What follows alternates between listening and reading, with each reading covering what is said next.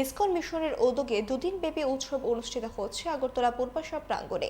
এদিন সাংবাদিক সম্মেলন ইসকন মিশনের পক্ষে শ্রীদাম গোবিন্দ দাস এই সম্পর্কে বিস্তারিত তথ্য তুলে ধরেন।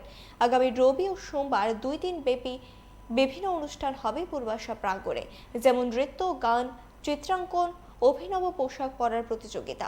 এছাড়া বিকেলে নগর সংকীর্তন, সন্ধ্যা আরতি হবে। ভগবান শ্রীকৃষ্ণ লীলা কথা পরিবেশন করবেন আগরতলা ইসকনের মন্দির সভাপতি এবং পশ্চিম উড়িষ্যার আঞ্চলিক সম্পাদক শ্রীদাম গোবিন্দ প্রভু।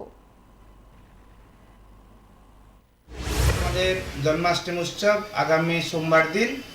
সেই উৎসব উপলক্ষে আগামী রবিবার সোমবার 2 দিন ব্যাপী আমাদের প্রায় 2000 বাচ্চাদেরকে নিয়ে আমরা একটা কম্পিটিশন করছি, স্কুল কম্পিটিশন, যেখানে ফ্যান্সি ড্রেস থাকবে, শ্লোক কম্পিটিশন থাকবে, শ্লোক লেখা থাকবে, কুইজ কম্পিটিশন থাকবে এবং অন্যান্য চিত্র আঁকা, ফটো আঁকা কম্পিটিশন থাকছে। তার সাথে জন্মাষ্টমী স্পেশাল, আমরা জন্মাষ্টমী যে খরচ করতাম তার থেকে আমরা 50% খরচা আমরা এই বন্যার ত্রাণে দেবো। কেন এখন ত্রিপুরার যে অবস্থা, চারিদিকে হাহাকার চলছে, সবাই রিফিউজ ক্যাম্প বসে আছে, আর আমরা বিরাট করে উৎসব করবো সেটা ঠিক গ্রহণযোগ্যতা হচ্ছে না।